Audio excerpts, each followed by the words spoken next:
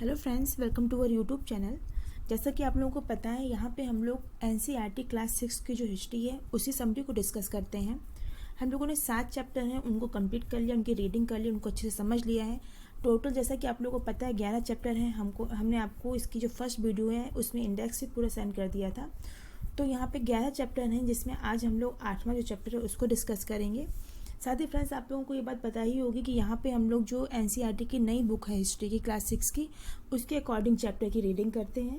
जो पुराना सिलेबस है, हमारा पुरानी बुक है, उसका सिलेबस थोड़ा चेंज है, लेकिन जो अभी एनसीईआरटी का नया सिलेबस आया है, नई हिस्ट्री की जो भी बुक आई है, हम लोग यहाँ पे उस न्यू बुक के अकॉर्डिंग ही जो चैप्टर हैं उनका डिस्कस करते हैं। साथ ही फ्रेंड्स, जब हम लोग की सारी वीडियोज कंप्लीट हो जाएंगी, सारे चैप्टर कंप्लीट हो जाएंगे, टोटल जो 11 चैप्टर हैं, उसके बाद जैसा कि हमने आपको बताया था कि हम आपको इसके जो इंपॉर्टेंट नोट्स हैं उनकी वीडियोज और उनको पीडीएफ भी आप लोगों को प्रोवाइड करा देंगे। साथ ही आप लोगों के चैप्टर की पीडीएफ भी आप लोगों को, मेरा जो टेलीग्राम चैनल है आप उसको ज्वाइन कर सकते हैं, वहाँ से आपको सारे चैप्टर की पीडीएफ है वो मिल जाएगी। साथ ही उसके जो भी इंपॉर्टेंट नोट्स हैं उनकी भी पीडीएफ मिल जाएगी आपको।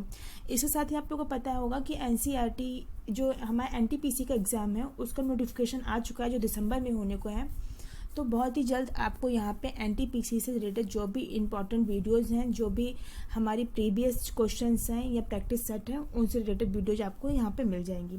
तो फ्रेंड्स, आज की इस वीडियो में हम लोग बात करेंगे अध्याय 8 खुशहाल गाँव और समृद्ध शहर। आइए देखते हैं। यहाँ पे लिखा है लोहार की दुकान पर प्रभाकर। तो यहाँ पे है, प्रभाकर लोहार को काम करते देख रहा था। एक छोटी सी बेंच पर कुल्हाड़ी और हंसिया जैसे कुछ औजार बेचने के लिए रखे थे। दूसरी ओर भट्टी जल रही थी। औजार बनाने के लिए 2 लोग लोहे की एक छड़ को गर्म कर उसे पीट रहे थे। प्रभाकर को ये सब बड़ा मज़ेदार लग रहा था। तो यहाँ पे बताया हुआ है कि एक बच्चा प्रभाकर, उसने लोहारों को काम करते हुए देखा। उसने देखा एक छोटी सी बेंच पर कुल्हाड़ी और हंसिया जैसे कुछ औजार रखे हुए हैं जो बेचने के लिए हैं। साथ ही उसने देखा कि दूसरी तरफ भट्टी जल रही है। भट्टी जैसा कि आप लोग जानते हैं मिट्टी की बनी रहती है, नीचे से उसमें आग जलाई जाती है। फिर उसमें बताया हुआ है कि औजार बनाने के लिए 2 लोग लोहे की एक छड़ को गर्म कर उसे पीट रहे थे। जैसा कि आप लोगों ने देखा होगा कि लोहा को जब कोई और शेप देना होता है तो उसको गर्म करके उसको पीटते हैं। तो प्रभाकर जब ये सब चीज़ें देखता है तो उसको ये सब बहुत मज़ेदार लगता है। आगे ये देखते, नीचे लिखा हुआ है लोहे के औजार और खेती। आइए अब जानते हैं यहाँ पे क्या है लोहे के औजार और खेती के बारे में क्या दिया हुआ है। यहाँ पे लिखा है लोहे का प्रयोग आज एक आम बात है। लोहे की चीज़ें हमारी रोज़मर्रा की ज़िंदगी का हिस्सा बन गई हैं। इस उपमहाद्वीप में लोहे का प्रयोग लगभग 3000 साल पहले शुरू हुआ। महापाषाण कब्रों में लोहे के औजार और हथियार बड़ी संख्या में मिले हैं। इनके बारे में तुम अध्याय 4 में पढ़ चुके हो। तो यहाँ पे लिखा है कि लोहे का प्रयोग अब आम हो गया था। जैसा कि आप लोगों ने स्टार्टिंग के चैप्टर में पढ़ा होगा कि तब लोग लोहे का मतलब लोहे से परिचित नहीं थे। तांबे का प्रयोग स्टार्टिंग में हुआ था, सबसे पहले तांबे का प्रयोग शुरू हुआ था, लेकिन लोहे से लोग इतना परिचित नहीं थे। धीरे धीरे क्या हुआ कि हम लोगों ने जब वो कब्रों के बारे में पढ़ा था महापाषाण युग की, तो महापाषाण कब्रों में क्या था बताया हुआ कि वहाँ पे कुछ लोहे के औजार मिले थे, जो हम लोगों ने चैप्टर 4 थे उसमें पढ़ा था। नीचे लिखा हुआ है करीब 2500 वर्ष पहले लोहे के औजार के बढ़ते प्रयोग का प्रमाण मिलता है। इनमें जंगलों को साफ करने के लिए कुल्हाड़ियों और जुताई के लिए हलों के फाल शामिल है। जैसा कि यहाँ पे जिक्र हुआ है कि जंगलों को साफ करने के लिए कुल्हाड़ी और जुताई के लिए हलों के जो फाल, जिसमें हम लोगों ने पिछले चैप्टर में डिस्कस किया था कि हलों में नीचे फाल लगा दिया जाता था जो लोहे का बना होता था। उससे क्या हो जाता था कि जुताई करने में थोड़ी सी आसानी हो जाती थी। लोग जो किसान हैं वो जुताई आसानी से कर लेते थे।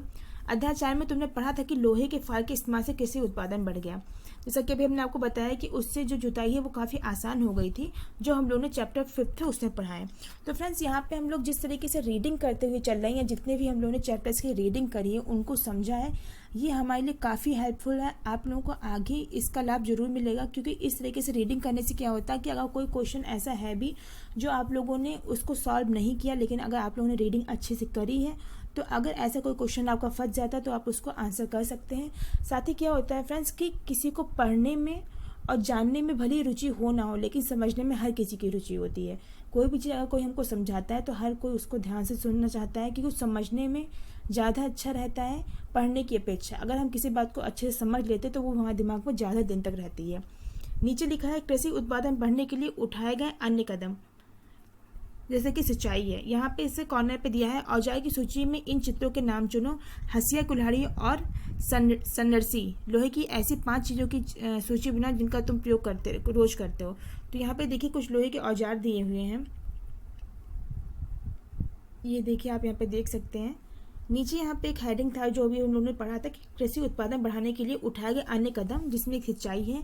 यहाँ पे देखते हैं क्या लिखा है। इसमें लिखा है समृद्ध गांव के बिना राजाओं तथा उनके राज्यों का बना रहना मुश्किल था।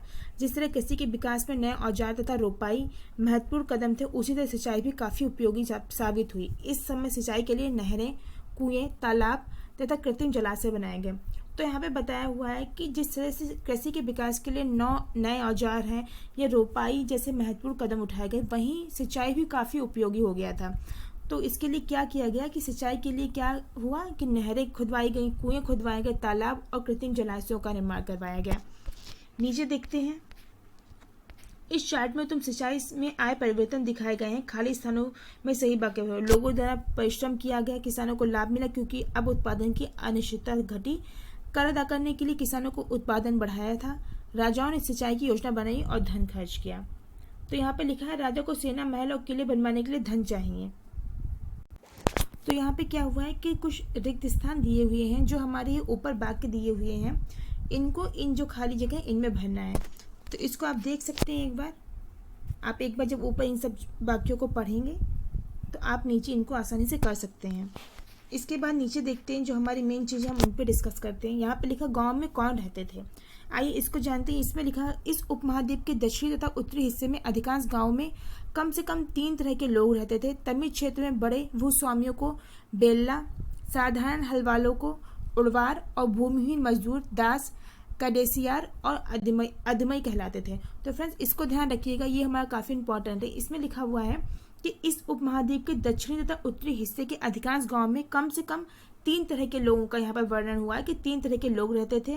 तमिल क्षेत्र में बड़े भूस्वामी, तमिल जो क्षेत्र था हमारा दक्षिणी क्षेत्र था, उसमें बड़े भूस्वामी रहते थे जिनको क्या बोलते थे, बेल्लाल बोलते थे। तो ऐसा क्वेश्चन आ सकता है कि जो तमिल क्षेत्र में बड़े भूस्वामी रहते थे उनको क्या कहा जाता था। आगे ये जो साधारण लोग होते हैं, साधारण हलवालों को उड़वार और भूमिहीन मजदूर को दास, कैडिसियार और अदमई कहलाते थे। तो फ्रेंड्स इसका चाहे तो आप स्क्रीनशॉट ले सकते हैं। साथ ही जब हम आपको इसकी इंपॉर्टेंट नोट्स की वीडियो देंगे वहाँ पे आपको क्वेश्चन रहेगा, तो आप वहाँ से भी इसको ले सकते हैं, पढ़ भी सकते हैं वहाँ से।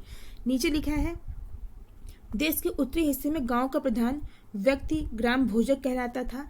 अक्सर एक ही परिवार के लोग इस पद पर कई पीढ़ियों तक बने रहते थे। तो यहाँ पे लिखा है जो देश का जो उत्तरी हिस्से होते थे उसमें जो गांव का प्रधान व्यक्ति होता है जिसे ग्राम भोजक भी कहते थे, तो ऐसा होता था कि अक्सर एक ही परिवार के लोग इस पद पर कई पीढ़ियों तक बने रहते थे। जैसे कि हम लोग के बाबा हैं, बाबा के बाद में पिताजी, पिताजी के बाद में उनका बेटा, तो एक ही पीढ़ी के लोग उस प्रधान पद पर बने रहते थे। जैसे कि इस टाइम क्या होता है कि प्रधानी का इलेक्शन होता है, जो उम्मीदवार होता है सबसे ज़्यादा जिसके वोट होते हैं तो वो प्रधान बना दिया जाता है। लेकिन तब क्या था कि जो प्रधान वाली जो प्रक्रिया थी ये कई एक ही परिवार के लोग बनते थे, जो पीढ़ी दर पीढ़ी आगे बढ़ता रहता था। नीचे लिखा हुआ है यानी कि यह पद अनुवांशिक था। अनुवांशिक का मतलब एक ही पीढ़ी के लोग, एक ही परिवार के लोग। जैसे हमने आपको बताया कि बाबा हैं, फिर पिताजी, पिताजी के बाद उनका पुत्र, उसके बाद पौत्र। तो इस तरीके से ये पीढ़ी दर पीढ़ी की प्रक्रिया चलती रहती थी। ग्राम भोजक के पद पर आमतौर पर गांव का सबसे बड़ा भूस्वामी होता था। साधारणतः इनकी जमीन पर इनके दास और मजदूर काम करते थे।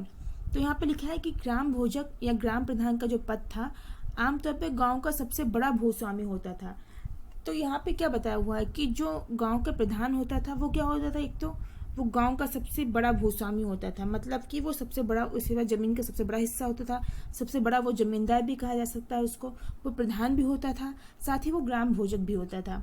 इसके बाद लिखा हो इसके अतिरिक्त प्रभावशाली होने के कारण प्रायः राजा भी कर वसूलने का काम इन्हीं को सौंप देते थे। तो यहाँ पे देखिए प्रधान के कितने काम बताए गए कि वो एक गांव का जो बड़ा भूस्वामी तो होता ही था, ग्राम भोजक होता था, इसके साथ ही जो राजा लोग होते थे वो क्या करते थे कि कर वसूलने का काम होता था वो भी इनको ही सौंप देते थे, वो भी इनके अंडर में होता था, ग्राम प्रधान के अंदर। फिर लिखा ये न्यायाधीश का और कभी कभी पुलिस का भी काम करते थे। साथ में यहाँ पर देखिए और बताया हुआ है कि ये लोग क्या करते थे, जो ग्राम प्रधान होते थे वो न्यायाधीश और कभी कभी पुलिस का भी काम करते थे। नीचे देखते हैं लिखा है ग्राम भोजकों के अलावा अन्य स्वतंत्र कृषक भी होते थे जिन्हें गृहपति कहते थे। तो यहाँ पे लिखा है एक तो ग्राम प्रधान हो गया जिसको ग्राम भोजक कहते हैं, इसके अलावा अन्य स्वतंत्र कृषक भी होते थे कुछ, जिन्हें क्या कहा गया, जिन्हें गृहप्रति कहते थे। तो यहाँ पे ऐसे क्वेश्चन आ सकता है कि स्वतंत्र जो कृषक होते थे उनको क्या कहा जाता था, तो हम आंसर कर सकते हैं कि उनको गृहप्रति कहा जाता था। साथ ही उस क्वेश्चन आ सकता है कि ग्राम प्रधान को क्या बोलते थे, तो ग्राम प्रधान को ग्राम भोजक भी कहते थे। आगे लिखा है इनमें ज़्यादातर छोटे किसान ही होते थे, इसके अतिरिक्त कुछ ऐसे स्त्री पुरुष थे जिनके पास अपनी जमीन नहीं होती थी। इनमें दास कर्मकार आते थे जिन्हें दूसरों की जमीन पर काम करके अपनी जीविका चलानी पड़ती थी। तो यहाँ पे बताया हुआ कि एक होता था ग्राम प्रधान और दूसरा बताया हुआ है कि स्वतंत्र कृषक होते थे जिन्हें गृहप्रति कहते थे। इसके अलावा भी क्या होते थे, छोटे किसान होते थे। इसके अतिरिक्त कुछ लोग ऐसे होते थे जिनके पास कोई ज़मीन खुद की नहीं होती थी। वो लोग क्या करते थे कि दूसरों की ज़मीन पर काम करते थे और उनसे उनको जो भी जीविका मिलती थी, जो भी रोज़मर्रा का जो भी थोड़ा बहुत रुपये मिल जाता था, उनसे वो अपनी जीविका चलाते थे। तो इनको क्या कहते थे, इनको दास कहते थे या कर्मकार कहते थे। इसके बाद है अधिकांश गांव में लोहार, कुम्हार, बढ़ई तथा बुनकर जैसे कुछ शिल्पकार भी होते थे। यहाँ पे बताए हुए अधिकांश गांव ऐसे होते थे जिनमें लोहार, कुम्हार, बढ़ई तथा बुनकर जैसे कुछ शिल्पकार भी रहते थे। नीचे लिखा हुआ है, यहाँ पे पैरा हुआ प्राचीनतम तमिल रचनाएं, आइए इसको पढ़ते हैं। यहाँ पे लिखा तमिल की प्राचीनतम रचनाओं को संगम साहित्य कहते हैं। ये क्वेश्चन आपको इम्पोर्टेंट है। ये क्वेश्चन मोस्टली पूछा जाता है कि संगम साहित्य क्या है, तो हम बता सकते हैं कि तमिल की जो भी प्राचीनतम रचनाएं हैं उनको संगम साहित्य कहते हैं। इनकी रचना करीब 2300 साल पहले की गई।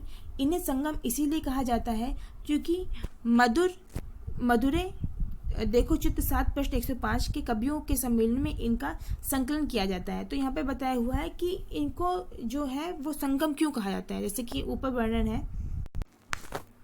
तो हम कह सकते हैं कि इन्हें संगम साहित्य इसीलिए कहते हैं क्योंकि मधुरै के कवियों के सम्मेलन में इनका संकलन किया जाता है। नीचे लिखा है नगर क्या कहती हैं कहानियाँ, यात्रा विवरण, मूर्ति कलाएं और पुरातत्व। आइए इसको पढ़ते हैं। यहाँ पे लिखा है तुमने जातकों के बारे में सुना होगा। ये वे कहानियाँ हैं जो आम लोगों में प्रचलित हैं। जैसे कि हम लोगों ने छोटे पे स्टोरी पढ़ी थी तो कहते थे ना जातक कथाएं। ये जातक कथाएं नाम का एक सीरियल आता था डीडी नेशनल पे। तो यहाँ पे लिखा है कि तुमने जातकों के बारे में सुना होगा। ये वो कहानियाँ हैं जो आम लोगों में प्रचलित थी। बौद्ध भिक्षुओं ने इनका संकलन किया। यहाँ एक जातक कथा दी गई है जिसमें यह बताया गया है कि एक निर्धन किस तरह धीरे धीरे धनी बन गया। तो जातक कथाएं क्या थी? जातक कथाएं वे थी जो आम लोगों में प्रचलित थी, कहानियाँ थी। उसके बाद है बौद्ध भिक्षुओं ने इनका संकलन किया था। तो ये आता है क्वेश्चन कि जातक कथाओं का संकलन किसने किया, तो हम टिक कर सकते हैं कि बौद्ध भिक्षुओं ने। आइए हम नीचे पढ़ते हैं जातक कथा जो बताई जा रही है। हेडिंग है एक निर्धन की चतुराई।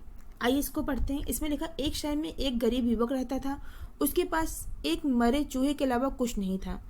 उसने उस चूहे को एक सिक्के में एक भोजनाने वाले की बिल्ली के लिए बेच दिया। फिर एक दिन बड़ी जोर की आंधी आई। राजा का बगीचा टूटी टहनियों और पत्तों से भर गया। उनका माली इसे साफ करने की बात से परेशान उठा। युवक ने माली से कहा कि अगर लकड़ियां और पत्ते उसे मिल जाएं तो वह बगीचे की सफाई कर सकता है। माली तुरंत मान गया। युवक ने पास खेल रहे बच्चों को यह कहकर इकट्ठा कर लिया कि प्रत्येक टहनी और पत्ते के बदले में उन्हें एक एक मिठाई मिलेगी। देखते ही देखते उन्होंने बगीचे से एक एक तिनका चुनकर गेट के पास इकट्ठा कर दिया। तभी उधर से राजा का कुम्हार बर्तनों को पकाने के लिए ईंधन की तलाश में गुजरा। उसने पूरे ढेर को खरीद लिया। इस तरह युवक के पास कुछ और पैसे हो गए। अब उस युवक ने एक और योजना बनाई। एक बड़े बर्तन में पानी भरकर वह नगर के द्वार पर गया और वहां उसने घास काटने वाले 500 लोगों को पानी पिलाया। खुश होकर उन लोगों ने कहा तुमने हमारे लिए इतना अच्छा काम किया, बताओ अब तुम्हारे लिए क्या कर सकते हैं। उसने कहा मैं आपको ये बताऊंगा जब मुझे आपकी सहायता की जरूरत होगी। उसके बाद उसने एक व्यापारी से दोस्ती की। एक दिन उस व्यापारी ने बताया कल एक घोड़े का व्यापारी 500 घोड़ों के साथ शहर में आ रहा है। ये सुनकर उस युवक ने उस घास काटने वालों के पास जाकर कहा कृपया तुम सब एक एक घास का गट्ठा मुझे दो और अपनी घास तब तक मत बेचो जब तक मेरी ना बिक जाए। उन्होंने उसे घासों के 500 गट्ठे दे दिए। जब घोड़े के व्यापारी को कहीं भी घास ना मिली तो उसने इस युवक की घास 1000 सिक्के में खरीद ली। तो यहाँ पे इस जातक कथा से हमको क्या शिक्षा मिलती है? यहाँ पे ये बताया हुआ है कि उस युवक ने किस प्रकार से अपनी सूझ से रुपए कमाए, किस प्रकार उसने दूसरों की सहायता की, उनको छोटे छोटे रुपए देके या कुछ मिठाई दे दी बच्चों को। इस तरह से उसने कैसे एक बड़े काम को अंजाम दिया, एक बड़ा काम करवाया बच्चों से और उसके बदले में उसे और ज़्यादा रुपए मिले।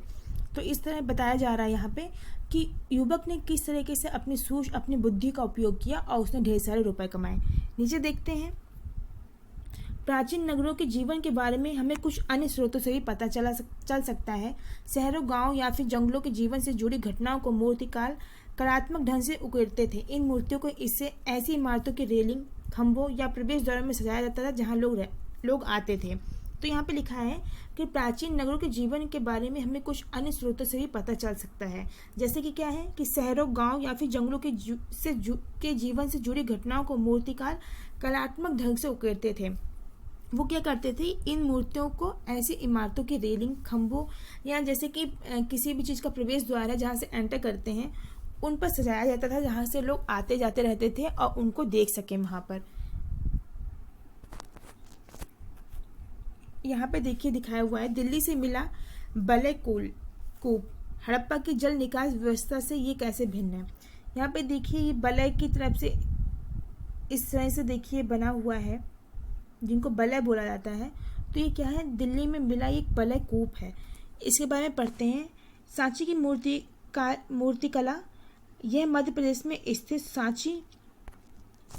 सांची के स्तूप की मूर्तिकला का नमूना है। इसमें शहर के जीवन का एक दृश्य है। तुम अध्याय 11 में सांची के बारे में पढ़ोगे। इन दीवारों को देखो, क्या वे ईंट से बनी है या फिर लकड़ी या पत्थर से? क्या इसकी रेलिंग लकड़ी की बनी है? इन इमारतों की छतों का वर्णन करो। यहाँ पे देखिए एक इमारत की छत का एक चित्र है। ये देखिए, आप यहाँ पे देखिए इसको। आइए इसके बारे में पढ़ते हैं। यहाँ पे है अध्याय 5 में वर्णित अनेक शहर महाजनपदों की राजधानी थे। जैसा कि तुमने पढ़ा, इनमें से कुछ शहर परकोटों से घिरे होते थे। जैसा कि तुम ऊपर के चित्र में देख रहे हो, अनेक शहरों में बलय कूप मिले हैं, जैसा कि अभी हमने आपको यहाँ ऊपर दिखाया। ये बलय कूप गुसलखाने, नाली या कूड़ेदान के लिए प्रयुक्त होते थे। प्रायः ये बलय कूप लोगों के घरों में होते थे। महलों, बाजारों या आम घरों में अवशेष बहुत कम मिले हैं। संभवतः लकड़ी, मिट्टी व कच्ची ईंटों या छप्पर के बने होने के कारण ये ज़्यादा समय तक टिक ना पाए हों। भविष्य में पुरातत्वविद इनकी खोज कर सकते हैं। प्राचीन शहरों के बारे में वहाँ गए नाविकों तथा यात्रियों के विवरणों द्वारा भी पता चलता है। ऐसी एक विस्तृत विवरण किसी अज्ञात यूनानी नाविक का है। जिन जिन पत्तनों पर बह गया, उन सभी के बारे में उसने लिखा। मानचित्र 7 पृष्ठ 105 में भरूच ढूंढो, अब उसके द्वारा दिए गए वर्णन को पढ़ो। तो यहाँ पे एक बीच में लिखा हुआ है बेरीगाजा, भरूच का यूनानी नाम की कहानी। आइए इसके बारे में हम पढ़ते हैं, जो यूनानी अभी नाविक के बारे में बताया जा रहा था। यहाँ पे लिखा है, बेरीगाजा की संकरी खाड़ी में समुद्र से आने वालों के लिए नाव चला पाना बहुत मुश्किल होता है। राजा के द्वारा नियुक्त कुशल और अनुभवी स्थानीय मछुआरे ही यहाँ जहाज ला सकते थे। बेरीगाजा में शराब, तांबा, टिन, सीसा, मूंगा, पुखराज, कपड़े, सोने और चांदी के सिक्कों का आयात होता था। मतलब कि बेरीगाजा, या आप इसको बोल सकते हैं कि भरूच में शराब, तांबा, टिन, सीसा, मूंगा, पुखराज, कपड़े, सोने और चांदी के सिक्के आते थे। हिमालय की जड़ी बूटियाँ, हाथी दांत, गोमेदे, कर्नियल, जैसे कि हमने आपको बताया था, कर्नियल क्या होता था, पत्थर होता था। सूती कपड़ा, रेशम तथा इत्र यहाँ से निर्यात किए जाते थे। मतलब कि जो ये कर्नियल पत्थर है, सूती कपड़ा, रेशम है, यहाँ से जाते थे। और पुखराज, कपड़े, सोने और चांदी के सिक्के हैं, वो वहाँ पे आते थे।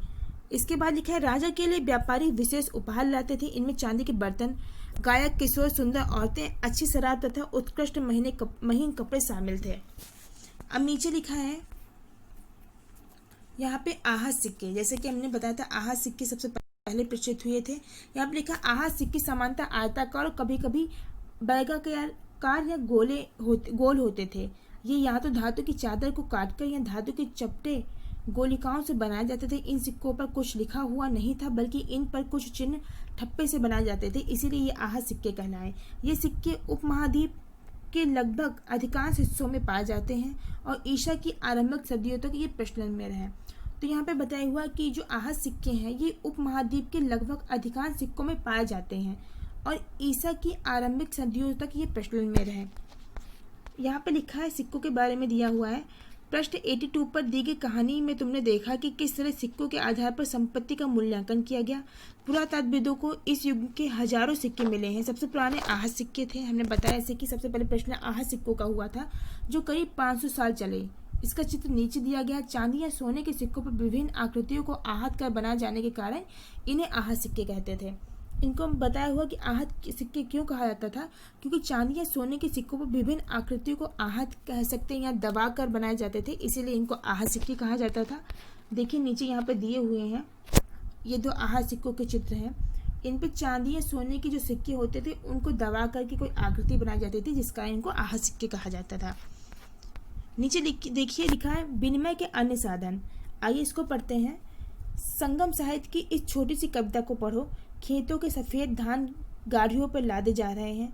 नमक के लिए लंबे लंबे रास्ते चांदनी सी सफ़ेद रेत पर परिवार को समेटे, कहीं पीछे छूट न जाए शहरों के से नमक के सौदागर के, यूं चले जाने से सिर्फ सन्नाटा रह जाता है। समुद्र किनारे नमक का बहुत ज़्यादा उत्पादन होता था। नीचे देखिए लिखा हुआ है, हेडिंग है नगर अनेक गतिविधियों के केंद्र।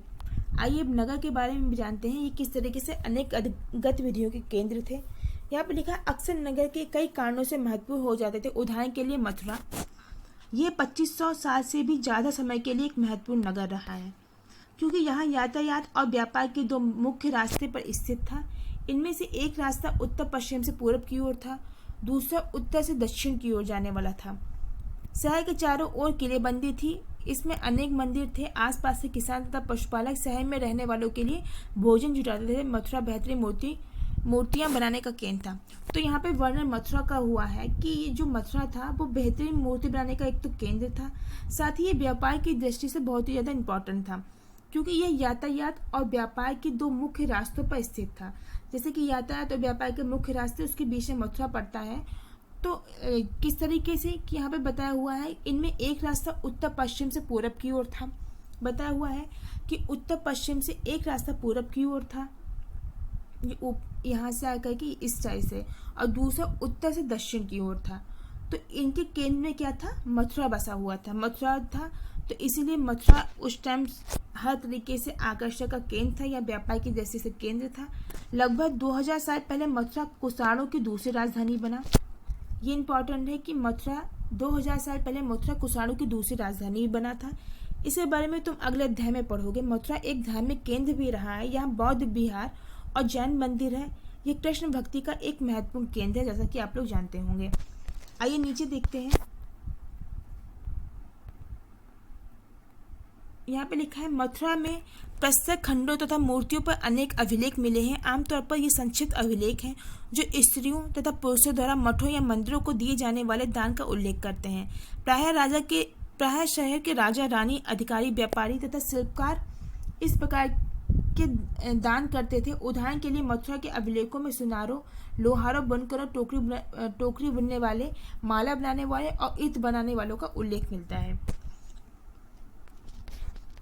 नीचे यहाँ पे लिखा उत्तरी काले चमके पात्र, इसको पढ़ते हैं। इसमें यह एक कठोर चाक निर्मित धातु की तरह दिखने वाला तथा चमकदार काली सतह वाले पात्र हैं। इसे बनाने के लिए कुम्हार मिट्टी के बर्तनों को भट्टों पर उच्च तापमान पर रखते थे, जिसके परिणाम स्वरूप इन बर्तनों की बाहरी सतह काली हो जाती थी। इन पर एक पतली काली लेप भी लगाई जाती थी, जो इस बर्तन को शीशे जैसे चमक प्रदान करता था। अगला हेडिंग है यहाँ पे शिल्प तथा शिल्पकार। आइए इसके बारे में पढ़ते हैं। यहाँ पे लिखा पुरा स्थलों से शिल्पों के नमूने मिले हैं। इनमें मिट्टी के बहुत ही पतले और सुंदर बर्तन मिले हैं, जिन्हें उत्तरी काले चमकीले पात्र कहा जाता है, क्योंकि ये ज़्यादातर उपमहाद्वीपों के उत्तरी भाग में मिले हैं। तो यहाँ पे लिखा है कि उपमहाद्वीप के उत्तरी भाग में मिलने के कारण इन्हें उत्तरी काले चमकीले पात्र कहा जाता है।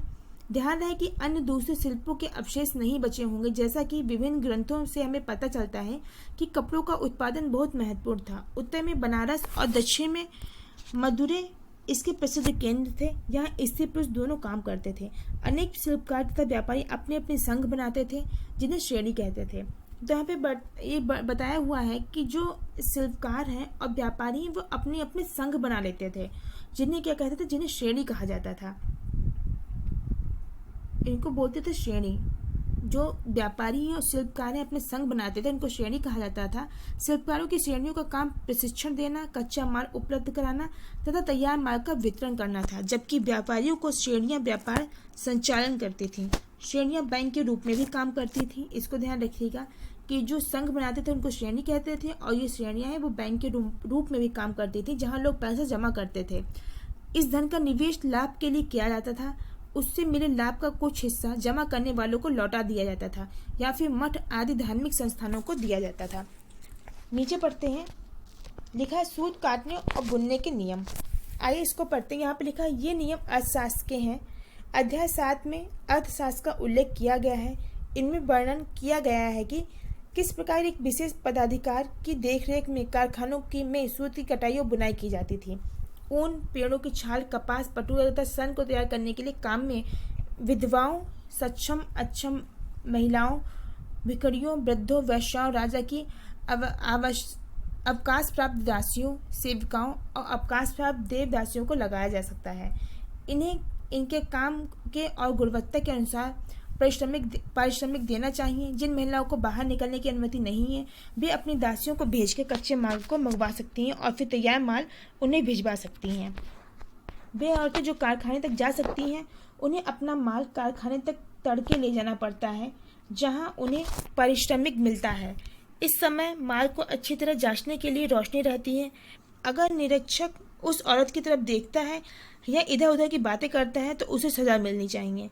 अगर औरत ने अपना काम पूरा नहीं किया तो उसे जुर्माना देना होगा। इसके लिए अंगूठा भी काटा जा सकता है। तो यहाँ पे बताया हुआ है कि किस तरीके से जो औरतें हैं जिनके लिए कोई काम नहीं, जिनको कहीं काम नहीं मिलता है, जिनको राजा ने भी निकाल दिया, वो यहाँ पे काम करते थे। साथ ही यहाँ पे बताया हुआ है कि अगर कोई निरीक्षक उस औरत की तरफ या कोई भी इंसान उस औरत की तरफ देखता था तो उसको उसके लिए सज़ा भी मिलती थी, और अगर औरत ने अपना काम पूरा नहीं किया तो उसको जुर्माना देना पड़ता था या सज़ा के तौर पर उसका अंगूठा काट लिया जाता था। नीचे देखते हैं, लिखा है सूक्ष्म निरीक्षण अरिकामेडू। इसको पढ़ते हैं। मानचित्र 7 में अरिकामेडू पांडुचेरी में ढूंढो। पृष्ठ 88 में रोम के बारे में दी जानकारी पढ़ो। लगभग 2200 से 1900 साल पहले अरिकामेडू एक पतन था। यहाँ दूर दूर से आए जहाज़ों से सामान उतारे जाते थे। यहाँ ईंटों से बना एक ढांचा मिला है जो संभव गोदाम रहा हो। यहाँ पे बताया हुआ जो संभव गोदाम रहा हो।